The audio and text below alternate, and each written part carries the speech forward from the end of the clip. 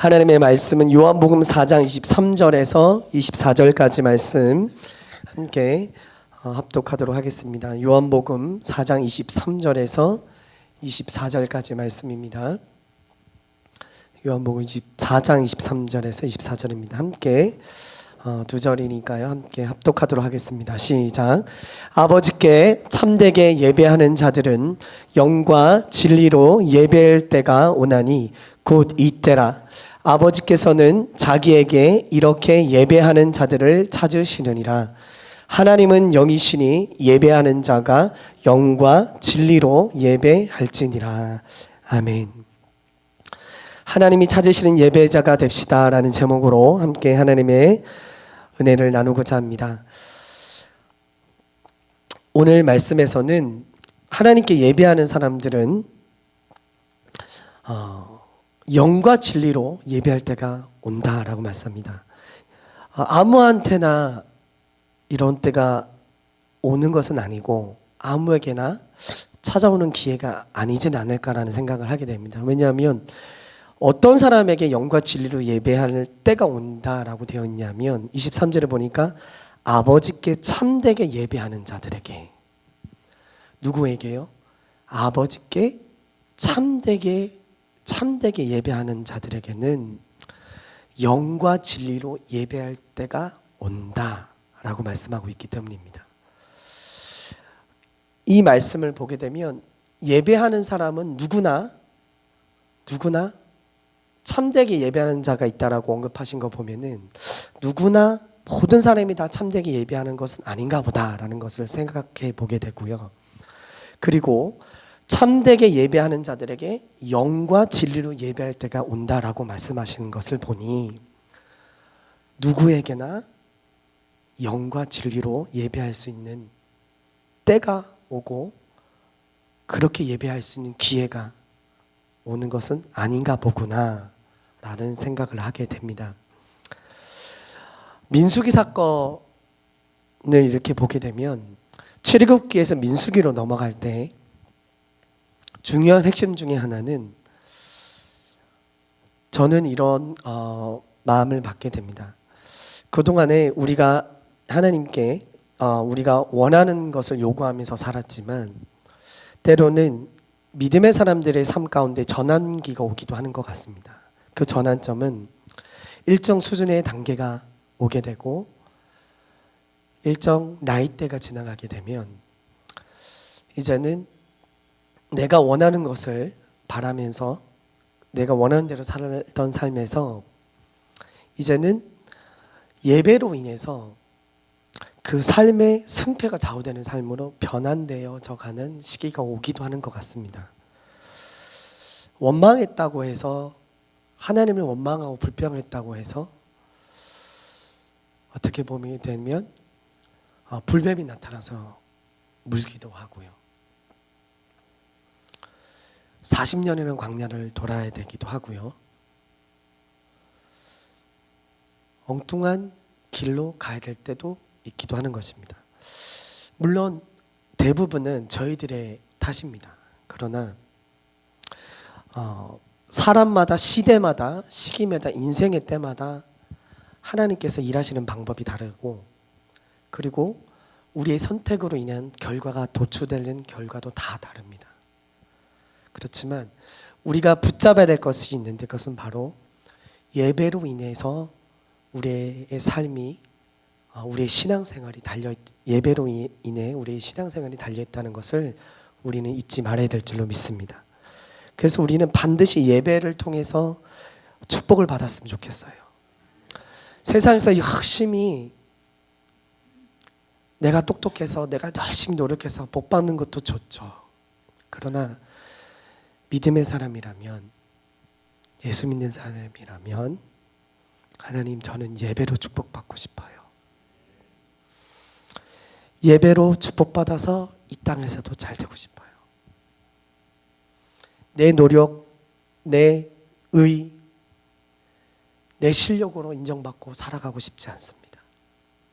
물론 그렇게 살아가는 것도 괜찮겠죠. 그러나 예수 믿는 사람이라면, 이왕 복 받을 거라면 실력으로 복 받는 것이 아니라 물론 실력도 최선을 다해야 되겠지만, 아멘이시죠? 실력도 열심히 해야 되겠지만, 하나님, 저는 만약에 복 받는다면 하나님, 저는 예배부터 복을 받을래요.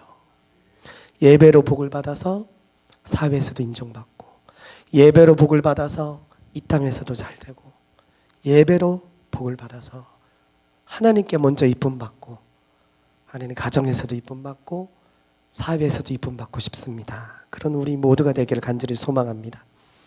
그래서 하나님을 예배할 때는 영과 진리로 예배하라고 성경을 말씀합니다. 영이라는 것은 영으로 예배한다는 것을 볼 때는 우리 두 가지를 생각해 볼 수 있을 것 같습니다. 성령의 힘으로 예배하라. 두 번째로는 우리는 영혼육을 가지지 않았습니까? 그래서 우리가 가진 영으로서도 하나님을 예배하기를 한번 생각해 볼 수 있을 것 같습니다. 시편 103편 1절과 2절에는 다윗은 자신의 영혼에게 이렇게 선포를 합니다. 함께 읽겠습니다. 시작. 내 영혼아 여호와를 송축하라.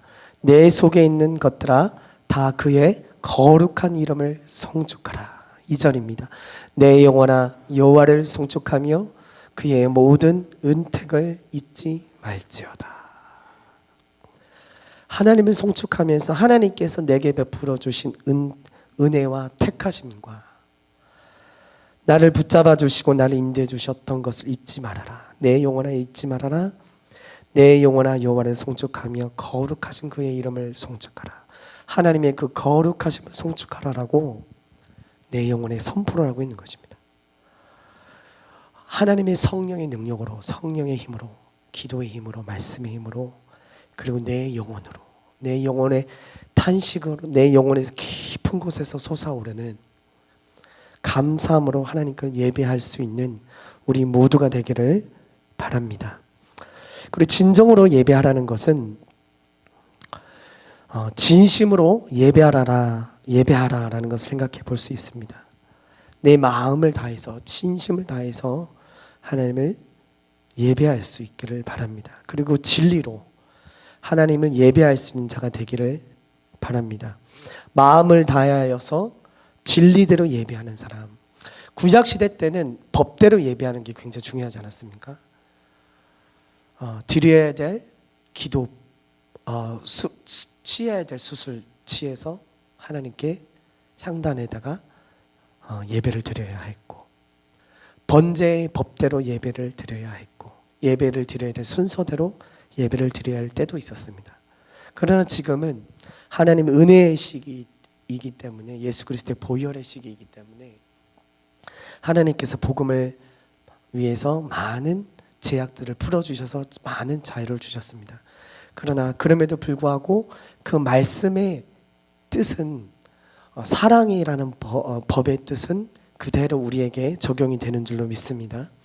그 사랑의 법대로 하나님 말씀대로 순종하면서 드리는 예배를 통해서 하나님께서 정말 믿음으로 화답해 주시고 보혈의 은혜를 부어 주시면서 정말 하나님께 큰 기쁨이 되는 예배를 드릴 수 있는 줄로 믿습니다. 제가 익산에서 사역했을 때 고등학교 학생 1학년이 남학생이 한번 저를 찾아왔습니다. 그러고는 당돌하게 저게 다가오더니 이렇게 얘기를 했어요. 목사님, 제가 예배가 좀 힘들어요. 그런 얘기도 하면서 이제 고민 상담을 합니다. 예배가 은혜가 되지 않고 굉장히 좀 메마르고 힘듭니다. 그런 얘기도 하고요. 그러면서 시작은 좋았는데요. 내가 뭔가 해줄 수 있는 말이 있겠다 싶어서 굉장히 기뻤습니다. 처음에는. 근데 끝에 어떤 얘기였냐면 이게 다 목사님 때문인 것 같아요. 그러는 거예요. 그래서 아이고 너무 깜짝 놀란 거예요. 그래서 나 때문이라고? 그래서 왜 나 때문인 것 같아? 목사님 설교가 은혜가 안 돼요. 그러는 거예요. 그러면서 제가 그동안에 저희 전사님들이 몇 분이 바뀌었고 그랬는데 전부 다 전사님들 탓이고 목사님들 탓인 것 같아요. 그러면서 이제 삼천포로 빠졌어요. 삼천포로 대화가 빠졌습니다. 저도 머리가 새하얘졌습니다. 왜냐하면 설교를 못하는 게 사실이었기 때문에요. 잘 못하겠더라고요. 청소년들한테. 일단 사실이기 때문에 일단은 머리가 하얘졌어요. 그리고 난 다음에 일단은 사과부터 했습니다. 내가 너무 미안하다. 사실은 내가 좀 이렇게 뭐 캠프 목사님들처럼 정말 재밌게 하고 막 울렸다가 웃겼다가 막 이렇게 했으면 좋겠는데 목사님도 잘 안 돼. 너무 미안해. 너무 미안하다. 근데 좀 목사님 좀 봐주고. 근데 또 이렇게 한 가지 좀 목사님이 이렇게 물어볼 게 있는데 너도 우리 같이 좀 생각하자. 목사님 잘못만 있는 게 아니라 네 잘못도 있지 않겠냐 그래서 막 설득을 시켰어요. 어떻게든 은혜를 받게 해야 되지 않겠습니까? 그래서 막 이런저런 이렇게 얘기해봤다가 달랬다가 뭐 얼렀다가 밥도 먹였다가 막 했는데 굉장히 너무 힘든 거예요. 그래서 이제 이런저런 얘기를 하면서 목사님도 열심히 노력하는데 목사님 개그가 안 되는 목사님이야. 나는 웃기는 게 너무 힘들어. 죄송합니다. 난 너무 웃기지를 못하겠어. 너무 미안하다. 그러면서 하면서 그러지만 하나님 말씀 자체로 역사하시지 않겠니 하면서 막 이렇게 막 간절한 마음으로 하나님을 만나게 해야 되겠다는 마음으로 막 다가갔어요. 그러면서 이제 하나님께서 한 가지 딱 지혜를 주셨는데 얘야 이제 첫 번째 제 잘못인 걸 인정을 하고 이제 인정을 못하는 건 사실이니까요. 인정을 했습니다. 인정을 하고 두 번째로 우리 한번 생각을 해보자. 두 학생이 있었는데 같은 선생님한테서 공부를 배웠어. 근데 한 학생은 같은 선생님한테 똑같은 걸 배웠는데 그것을 바탕으로 해서 서울대학교를 들어갔고 한 명은 같은 것을 배웠고 그것을 바탕으로 해서 대학을 못 갔어. 그러면 누구 탓일까? 이렇게 물었습니다. 그랬더니 이 녀석이 이제 처음에는 씨도 안 먹히더니요, 진짜 뭐 씨알도 안 들어가더라고요.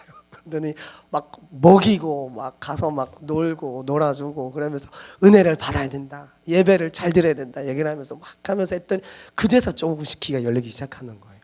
그때 마음이 열렸다 싶었을 때 하나님 주신 지혜를 가지고 그 얘기를 탁 했더니 그건 학생 잘못인가요? 드디어 이제 그 말이 이제 나온 거예요. 그래서 할렐루야 하나님 감사합니다 하면서 그로부터 이제 얘기를 하기 시작했습니다. 그러면서 예수님이 12제자 얘기도 하고 12제자가 있었는데 11명의 제자들은 잘 배반했지만 끝까지 그것도 예수님이 잘 따라가서 그렇게 은혜로 사명을 감당했고 그 다음에 이제 하지만 가룟 유다 같은 경우에는 정말 하나님 예수님을 따라가지 않았잖냐. 그러면 예수님이 문제일까? 가룟 유다가 문제일까? 그런 얘기를 하면서 이제 같이 얘기를 나눴었습니다. 그러면서 이제 웃기도 하고 이제 꼭 성도님들이 저보고 저 못난 목사 이렇게 바라보시는 것 같은데 네 아니시겠죠? 네 아니시면 좀 넓은 아량으로 좀 넓은 마음으로 이해를 부탁을 드립니다. 근데 제가 이제 이것을 묵상하면서요, 교회 안에서 일단은 제 자신을 좀 돌아봤어요. 그러면서 한편으로는 성도님들도 많은 이런 트랙 같은 거에 빠져 계신 건 아닐까라는 생각을 한번 해봤습니다. 이제 성도님들 긴장하셔야 됩니다. 제가 얘기에 대해서 긴장하십시오. 네, 어떤 긴장을 하셔야 되냐면 이제 묵상을 해봤어요. 왜냐하면은 성도님들 교회에 대한 불평을 하시고 예배에 대한 불평, 때로는 교육자님들의 설교에 대한 불평을 하신 분들을 제가 종종 만났기 때문입니다. 그러면서 이제 끝이 안 좋더라고요. 시작은 뭔가 이렇게 이성적이고 판단적이고 뭔가 많은 것을 접하면 경험이 많은 것 같은 느낌으로 시작하시지만 끝이 안 좋으시더라고요. 그래서 비판하고 정죄하고 그 다음에 예배 집중을 안 하시면서 점점점 메말라지시는 거예요. 근데 어떤 분은 같은 교회에서 시간하시는데 믿음이 점점점 더 깊어지는 분이 있고 점점 더 순종하고 점점 더 헌신하고 점점 더 겸손의 자리에서 낮은 자리에서 믿음 생활하시는 분이 있는데 어떤 분은 점점 올라가시는 거예요. 점점 올라가시는 거예요. 그래서 그러면서 믿음은 점점 떨어지고 메말라지시는 거죠. 그러면서 이제 이런 생각을 했습니다. 근데 어떤 분이랑 비교를 하시는 걸까라고 생각을 했는데 우리 교회를요, 지역 교회를 전국에서 1% 안에 드는 교회하고 비교를 하시는 거예요. 1% 안에 있는 대형 교회와 비교를 하고 전국에서 전 세계에서 1%로 설교 잘하는 목사님하고 비교를 하시는 거예요. 그런데 이제 괜찮으실까? 저렇게 비교를 하시면서 눈이 높아지셔도 괜찮은 걸까? 라는 생각을 하게 됐죠. 근데 이제 문제는 생각을 한번 해보시죠. 만약에 아내가 나를, 우리 여성분이 많으시니까 이제 남편이라고 합시다. 아니, 남편이 우리 성도님들을 전국에서 1% 안에 드는 여성 아내와 비교하면서 막 비교를 하면서 막 이렇게 이런저런 얘기를 하시는 거예요. 그러면은 어떤 느낌이실까요? 네, 열이 받으시겠죠. 열도 받고 막 부부싸움 난리, 행복하지가 않은 겁니다. 행복한 가정생활을 하실 수가 없으세요. 예, 불행해지는 거죠. 근데 이제 내가 1% 안에 있는 성도라면 it's okay입니다. No problem입니다. 그런데 내가 1%가 아니면서 1% 아닌 사람들을 다 정죄하고 다니면 이게 좀 이상하지 않습니까? 그러면 하나님은 어떤 것을 기뻐하실까요? 그러니까 예배 드릴 때 이제 두 가지를 생각해야 된다고 저는 이제 묵상을 하게 됐습니다. 예배 드릴 때 은혜가 되지 않고 뭔가 그 예배를 통해서 메말라진다면 한번 따라해 보시겠어요? 예배가 은혜가 되지 않는 것은 축복이기 때문입니다. 네, 하나님의 입장에서 생각을 한번 같이 한번 해보시면 좋겠습니다. 예배를 드릴 때 하나님께서 예배를 드리면은 하나님께서 은혜를 부어 주십니다. 근데 그 예배 부어 주시는 은혜가 굉장히 막 편안하고 기쁘고 그다음에 성령 기름 부으심이 있어요. 근데 이 세상에서 그 누가 감히 하나님 앞에서 나는 다 잘하고 있다고 말할 수 있는 사람이 없겠죠. 근데 보혈의 은혜를 하나님께서 죄 용서의 보혈의 은혜를 예배 가운데 충만히 부어주시고 은혜로 감싸주십니다. 근데 하나님은요, 예배 때도 저는 그런 것 같아요. 개인적으로는요, 예배 때마다 그렇게 보혈에 잘못한 거 있을 때마다 보혈의 은혜로 막 덮어주시지는 않으시는 건 아닐까라는 생각을 하게 됩니다. 계속 은혜를 부어주시면 이래도 되는 줄 알지 않을까 싶은 거죠. 뭔가 더 순종의 자리로 나가야 되고 뭔가 잘못한 것이 있을 때는 믿음의 삶으로 더 나아가야 되는데 그렇지 않고 그냥 계속 은혜만 계속 부어주시면 과연 축복일까요? 그냥 나 이대로 살아도 되는 줄 알고 그냥 계속 살면요, 하나님 그게 원하실까요? 싶은 생각이 드는 거죠. 그래서 하나님께서는 그때는 때로는 은혜를 이렇게 부어주시는 걸 이렇게 멈추실 때도 있는 것 같아요.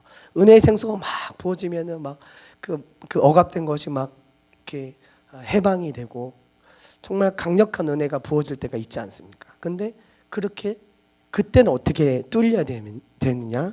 순종으로 예배가 뚫려야 될 줄로 믿습니다. 순종하며 나아가면서 하나님께 드려지는 예배로 나아가야 되는 것이죠. 이것은 지금 제가 나누는 것은 어떤 판단하고 비교하고 어떤 정죄하는 그런 선을 넘어서서요, 하나님 앞에 어떤 예배자로 서야 할 때 하나님께서 강력한 기름 부으심과 은혜를 부어주시는가, 영과 진리로 예배할 수 있는가에 대한 부분들을 나누고자 하고 있습니다. 그래서 순종해야 이 예배가 뚫립니다. 그래서 이제 여러 가지 방법들을 시도하실 수가 있는데요. 제가 이제 본 분 중에 한 분은 이렇게 하시더라고요. 예배가 은혜가 안 부어지는 거예요. 그럼 한 가지 여쭤보겠습니다.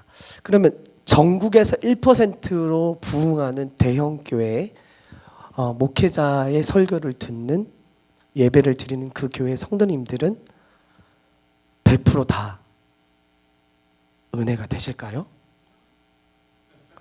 네, 이제 팩트를 짚는 겁니다. 그러면 하나님이 하시는 일들 속에서 모든 교회가 있는데 어떤 판단을 해야 현명한 판단을 내리는 것이고 어떤 방향으로 우리의 신앙생활을 잡아야 내 신앙이 건강하게 성장할 수 있는가를 생각해 볼 수 있는 것이죠. 그럼 하나님께서 왜 그런 일을 하시느냐? 그러면 믿음의 선배들의 이제 발자취를 통해서 우리가 뚫어야 될 방향을 잡을 수가 있는데요. 어떤 성님들 보니까요, 1시간 전에 교회를 가시더라고요. 기도를 하시는 거예요. 쭉 하시는 거예요. 그리고 나서 찬송하고 또 예배하고. 그렇게 해서 예배를 뚫어내신 분을 봤어요. 하나님이 강력하게 기름 부어주시더래요. 두 번째로는 성경을 많이 읽고 가시면 이제 목사님이 설교하신 거에 1+1을 성령님께서 주신다고 하시더라고요. 목사님이 설교를 이렇게 말씀 구절을 딱 꺼내면 읽어놨던 성경 구절이 툭 하고 튀어나오는 거예요. 머릿속에서. 그 감동 2배, 기쁨 2배, 은혜가 2배로 부어진다는 거예요. 아멘이시죠? 그리고 목사님이 설교 예언을 하면은 내가 순종했던 삶이 떠올라서 눈물이 활칵 하고 쏟아진다는 거예요. 활칵 하고 쏟아진다. 그리고 또 성도님들 간증을 들어보면 레위기서를 읽어. 레위기가 재미가 있을까요? 근데 레위기만 읽었는데 막 마음에 막 성령이 부어지고 힘이 막 나고 용서하는 마음이 생기고, 족보를 했는데 누가 누구를 낳고 성경을 읽었는데 막 은혜가 부어지고 눈물이 나고 내 죄가 생각이 나고 주님을 사랑하는 마음이 막 부어졌다는 겁니다. 이렇듯 예배를 사모하는 마음으로 드리는 그 은혜가 있는 그런 예배로 방향을 잡아야 우리의 신앙이 건강하게 자라는 것입니다. 히브리서 11장 6절 말씀에 제가 읽겠습니다. 믿음이 없이는 하나님을 기쁘시게 하지 못하나니 하나님께 나아가는 자는 반드시 그가 계신 것과 또한 그가 자기를 찾는 자들에게 상 주시는 이심을 믿어야 할지니라 라고 되어 있습니다. 하나님은요, 우리에게 정말 주시고 싶은 것이 있습니다. 상을 주시기 원합니다. 근데 상 중에 최고의 상은 어떤 상일까요? 한번 따라해 보겠습니다. 믿음의 상입니다. 제가 이런 간증을 한 적이 있습니다. 제가 캐시를 주머니에 딱 넣고 간 만큼만 제가 알지 못한 상황 가운데 사건이 발생이 돼서 그 돈을 탁 하고 낼 수 있어서 다 해결이 되는 사건이 제가 2번 있었어요. 작년에 2번 있었습니다. 주보 한번, 교회 주보 사러 갔을 때 한번 그 사건이 있었고요. 그리고 자동차 고장 났을 때 딱 캐시 있는 만큼만 딱 그냥 딱 된 거예요. 근데 안 가져가려고 하다가 가져갔는데 그 사건이 2번 발생된 거예요. 얼마나 제 가슴이 따뜻하고 하나님이 나를 돌보시는구나 그 마음 때문에 너무 기쁘더라고요. 근데 그 다음에 캐시를 이렇게 보고 또 한번 들고 가봤어요. 근데 똑같은 사건이 발생이 안 되는 거예요. 하나님 왜 2번은 막 그렇게 해주셔놓고 왜 3번째, 4번째는 왜 안 해주시나요? 막 투덜투덜 됐어요. 그래서 하나님이 나를 버리셨는가? 우연이었는가? 그때는 하나님 나 혼자 착각이었는가? 이제 그런 생각이 들었어요. 근데 그 2번의 사건을 통해서 제가 너무 하나님께 감사했는데요. 지난주에 제가 그 해답을 찾았습니다. 한번 이렇게 성경을 이제 보고 있는데 하나님 제 마음속에 주시는 것이 있었는데요. 영겁 2번만 하고 그 다음부터는 그 일이 발생하지 않은 것에 대해서 감사하라는 마음이 주신 거예요. 그래서 왜 그러냐? 왜 그럽니까? 라는 생각이 들었던 게, 그럼으로 인해서 하나님을 바라볼 수 있게 됐잖아요. 계속, 그러니까 그 다음부터는 한편으로 감사할 수 있었던 것은 기적이 일생 가운데 계속 일어나지 않아도 마음이 든든하더라고요. 아멘이신가요? 하나님이 나를 돌보신다. 하나님이 나를 보고 계셔. 그 마음이 확 들어오고 난 다음에는요, 담대하고 조용할 수 있고 감사할 수 있고, 지금은 발생 안 되지만 또 때가 되면 도움이 필요할 때 되면 하나님이 또 도와주실 거야. 아멘이시죠? 하나님이 또 도와주실 거야. 이런 마음으로 변화될 수 있게 되었습니다. 그래서 정말 눈물 나게 감사했어요. 하나님 너무 감사하다고. 그때 두 번으로 그친 것이 너무 감사하다고. 그러면 계속 뭐 새롭게 뭐 되는 거 없나? 이러고 찾아 사람이 이상하게 될 거 아니에요. 하지만 그걸 넘어서서 하나님을 바라보고 믿음을 가지고서 주님 앞에 나갈 수 있게 되니까 그것이 너무 감사한 것입니다.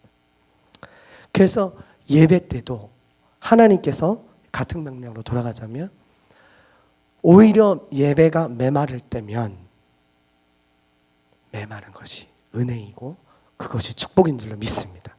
그래서 하나님과 진리대로 진리를 붙잡고 말씀을 붙잡고 하나님의 거룩한 성령으로 충만함으로 예배하는 예배자가 되기를 정말 주님 앞에 나가야 될 줄로 믿습니다. 기도하시겠습니다.